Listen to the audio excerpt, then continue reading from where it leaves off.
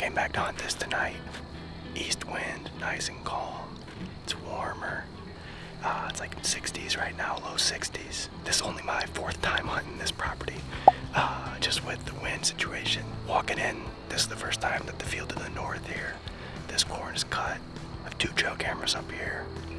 Have some pictures of some decent bucks and one with a split G2. It's really cool, but he's only been coming out in the dark and usually in the morning, so but I don't have a camera up here on this side. I was about to set up about 30 or 40 yards from that cut corn edge, but as I got to the tree I was gonna sit in, I saw the doe come out of this stuff below me and ease into the corn on this trail, and decided to get up closer to where that doe came out.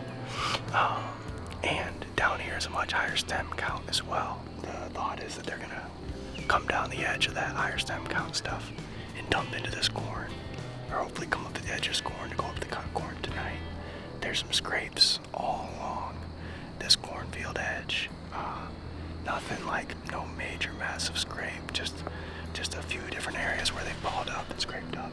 On this neighboring property, gets swampy down in, I believe, from the maps. Ideally, there's bucks bedded in and around that swamp, hopefully in some of that darker timber, and they're gonna dump out to the corn, ideally. So that's the theory. It's my second to last time to be able to hunt this property before leaving for Ohio and Kansas. So I'm planning to, I think, leave my setup here tonight, no matter what happens, and come out tomorrow night after work to sit here one last time, and then pull the cameras I have up here to take to Ohio with me. So that is the plan. Nice calm night, ready to see some deer.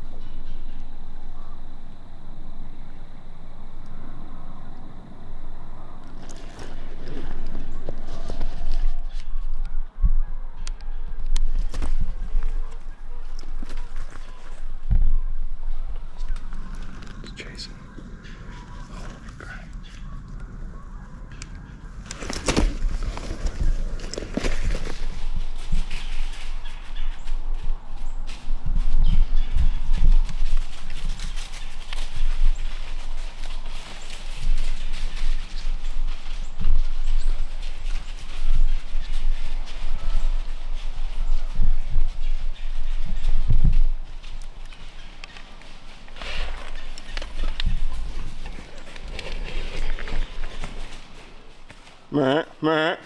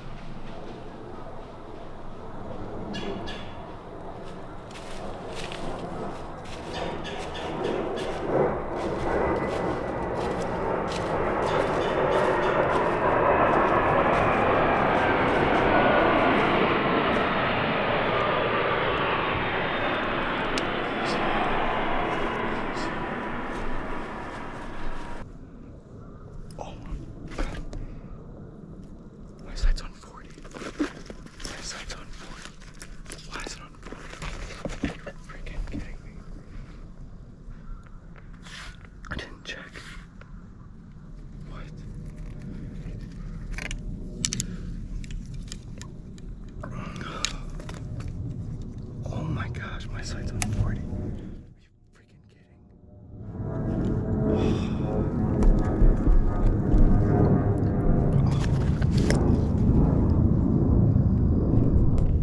They're still back there.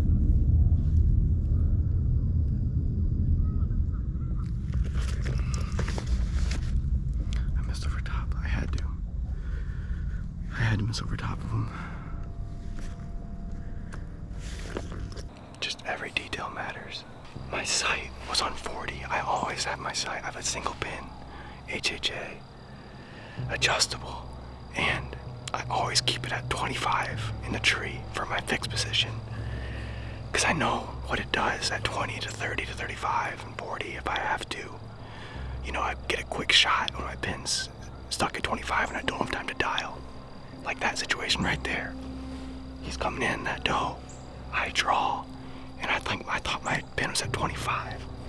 And he was in front of that 30-yard log that I ranged earlier. So I knew he's right about 25, so maybe 30. So I put my 25 pin right in the middle of him. Shoot, feels good. I just hear it hit a log. And just the sound just hits a dead log behind. And I didn't necessarily see it go right over the top of him, but I know that's what happened. I shot right over the top of that buck because my pin was wrong and not where I thought it was. And it's my own fault for not. It's one of my standard checks when I get in the tree to always check my dial. Usually I practice draw, check my dial, and I didn't today for whatever reason. I for sure missed over him. I can see my arrow, and it's clean. From what I can see from here, he ran off. Just the sound of it. My sight being on 40, I was 10 yards off. There's no doubt I missed over top. That was a great buck. He stopped when I grunted at him, and I had to lean back in my tree a little bit to get around the tree he was in front of or behind.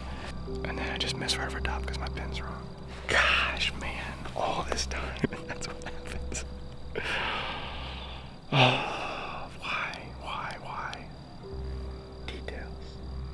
Details are key.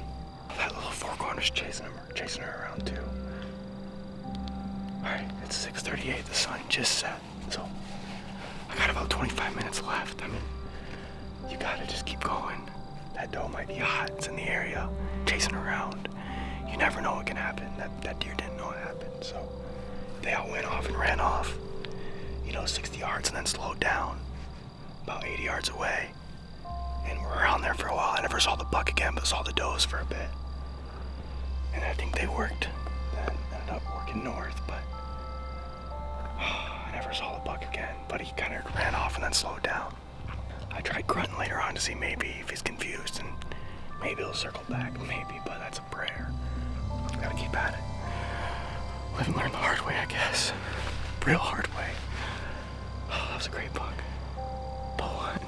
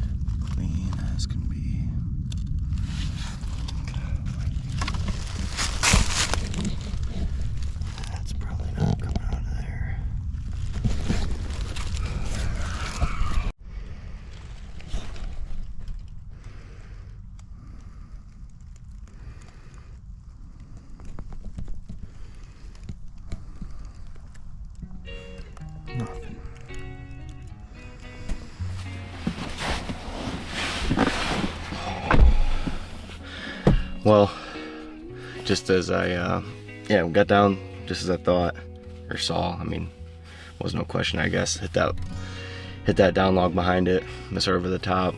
My friends know how cheap I am. I